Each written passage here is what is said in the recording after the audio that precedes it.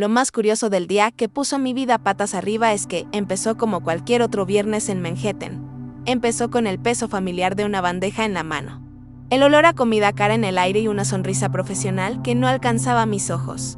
Estaba en piloto automático, como siempre. El restaurante vivía abarrotado.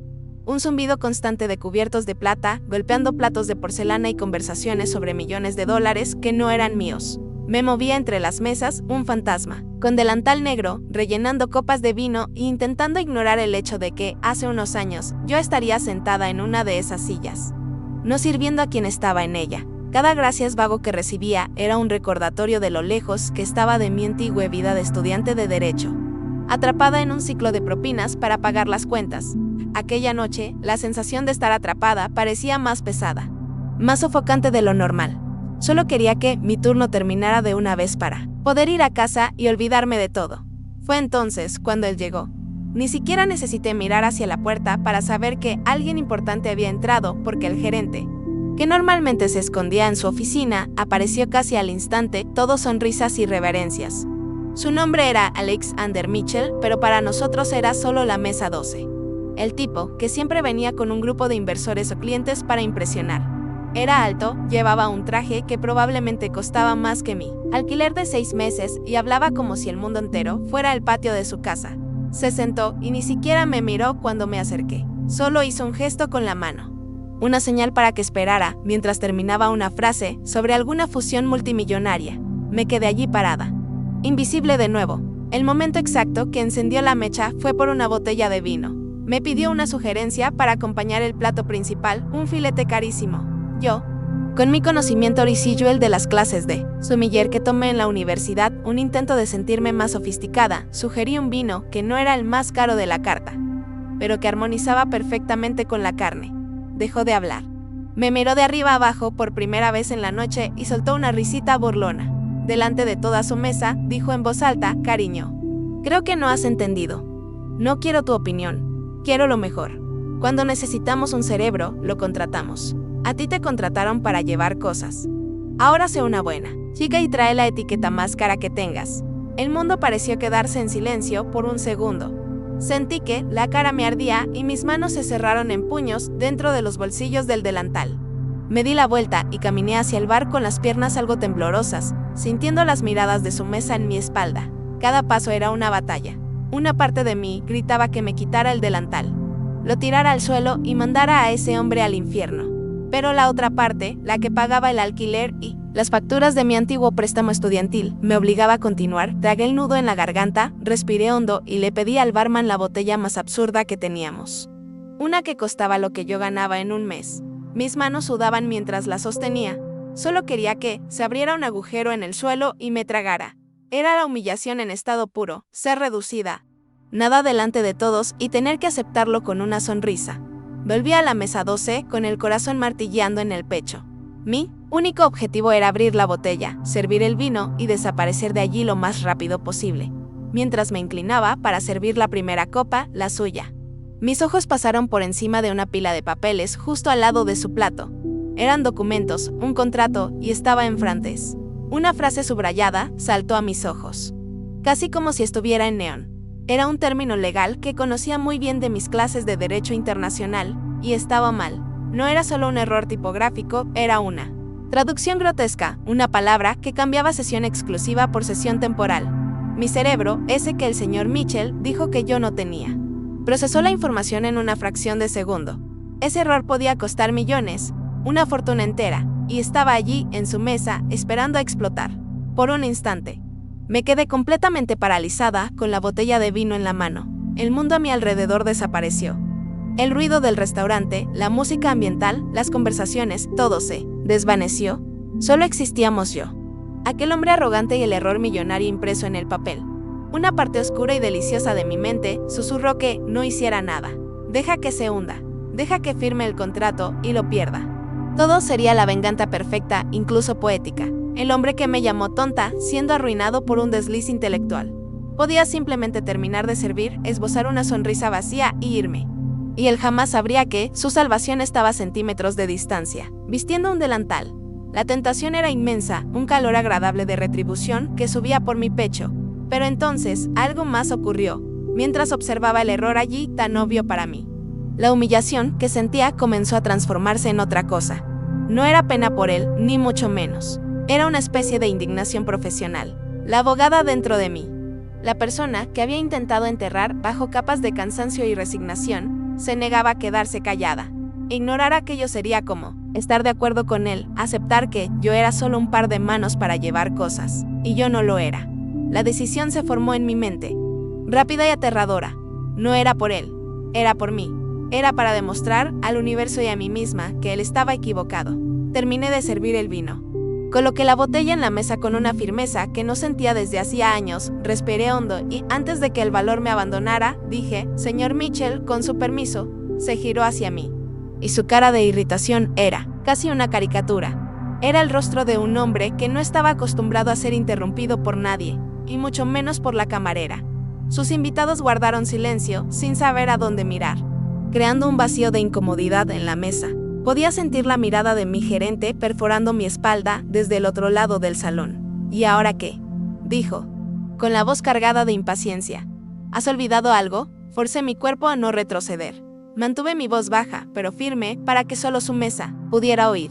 «Señor Mitchell, le pido 1000 disculpas por la intromisión, pero vi que su documento está en francés y por casualidad. Estudié Derecho Internacional. No pude evitar notar una sola palabra que, en la jerga jurídica, tiene una consecuencia completamente diferente de la que parece tener en la traducción literal». Me miró durante un largo segundo, la arrogancia luchando contra una chispa de curiosidad. Uno de sus invitados se inclinó hacia adelante, interesado. Mitchell soltó una risa, forzada, pero sus ojos no se apartaban de los míos. «¿Derecho internacional? ¿Una camarera?», se burló. Pero la ofensa ya no tenía el mismo peso. Era una defensa débil. ¿Y qué palabra mágica sería esa? Si se puede saber. Ahí estaba mi oportunidad.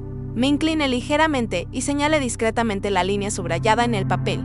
La palabra sesión, como se usa aquí, ha sido traducida como sesión temporal, pero el contexto del párrafo exige el término alienation, que significa una transferencia permanente y irrevocable de derechos. Tal como está escrito, usted está básicamente prestando su propiedad intelectual, no vendiéndola. En unos meses podrían legalmente quitárselo todo. El silencio que siguió fue más pesado que cualquier otro de aquella noche. Era un silencio de puro shock. Vi cómo el color desaparecía del rostro de Alexander. Mitchell cogió el papel con una mano que temblaba un poco, sus ojos recorriendo la línea que señalé y luego todo el párrafo. No, necesitaba entender de francés para sentir el peso de mi advertencia. Uno de sus socios, un hombre mayor, tenía la mandíbula literalmente por los suelos. Mitchell lo miró y dijo una sola cosa.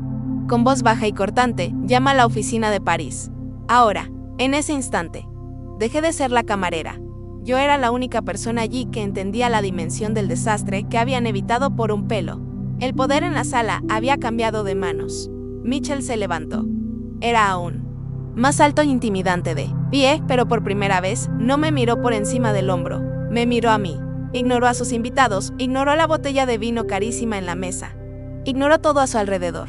Sus ojos estaban fijos en los míos y en ellos ya no vi arrogancia, sino una intensidad fría y calculadora. La mente de un hombre de negocios viendo una oportunidad inesperada. Ni siquiera se molestó en disculparse por cómo me había tratado antes. El momento era más grande que eso.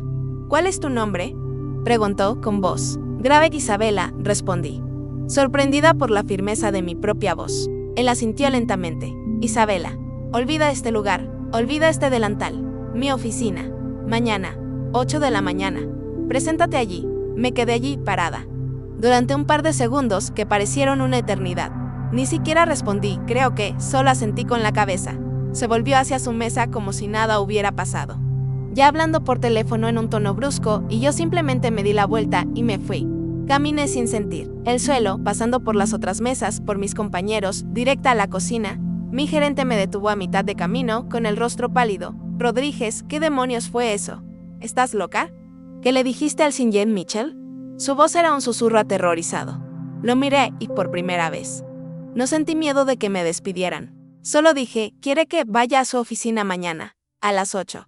La expresión en su rostro, una mezcla de confusión y shock, fue casi tan gratificante como la que vi en la mesa. 12. El resto de mi turno fue completamente borroso.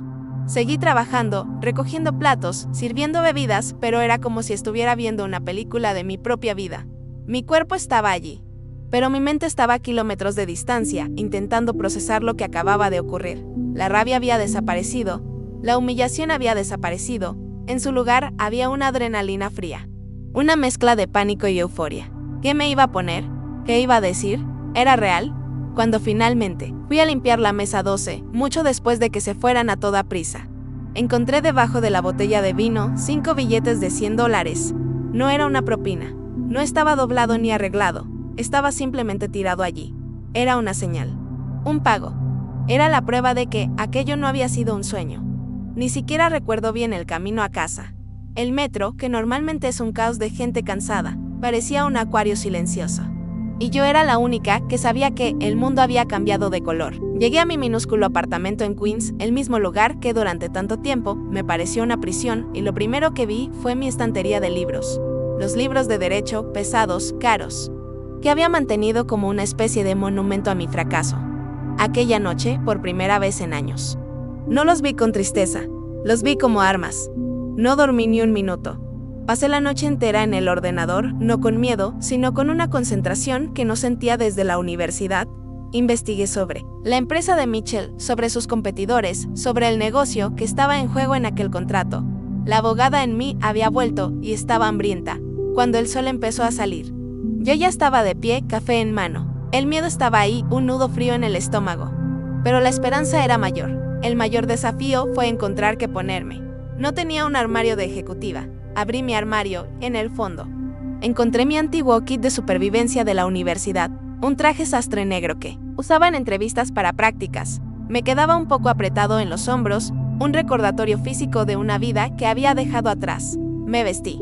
Me miré en el espejo y me ajusté la chaqueta. La imagen que me devolvió la mirada no era la de la camarera cansada de la noche anterior, era una versión más vieja, más curtida, pero innegablemente familiar de la estudiante de derecho llena de ambición. Había un brillo en mis ojos que pensé que se había apagado para siempre.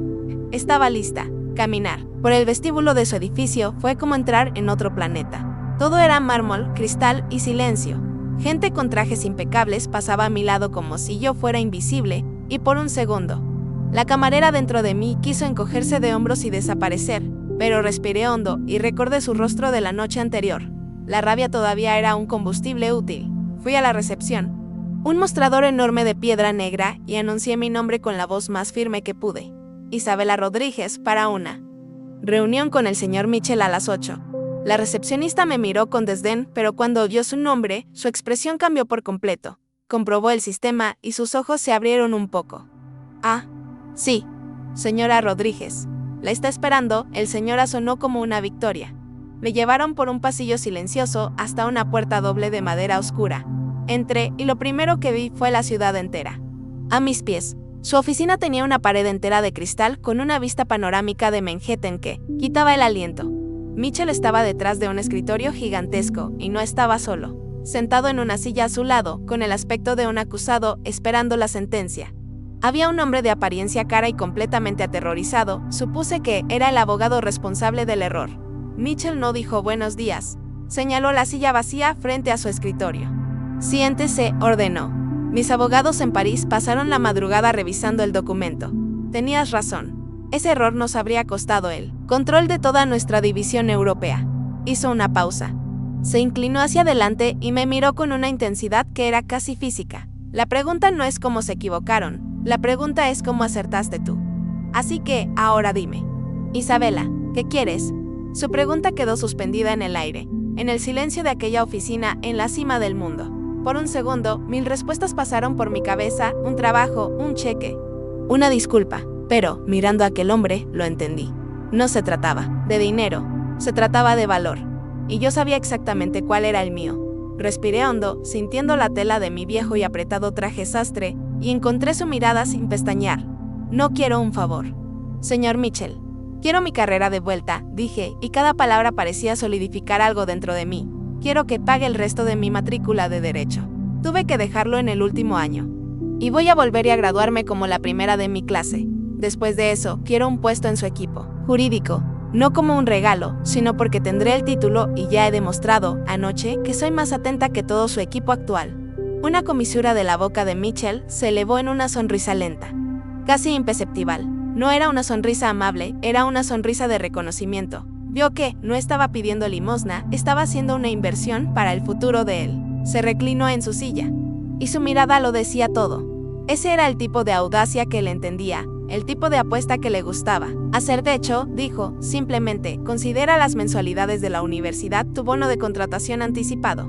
Llámame cuando tengas el título en la mano. Y eso fue todo, aquel día. Que comenzó con la peor humillación de mi vida, terminó con mi vida entera, siéndome de vuelta, la lección que queda, y la razón por la que estoy escribiendo esto aquí. Es que a veces nos sentimos tan pequeños y sin poder que olvidamos la fuerza que llevamos dentro. Aquel día no solo salvé su negocio, me salvé a mí misma. Recordé que tenía una voz y la usé, y eso marcó toda la diferencia.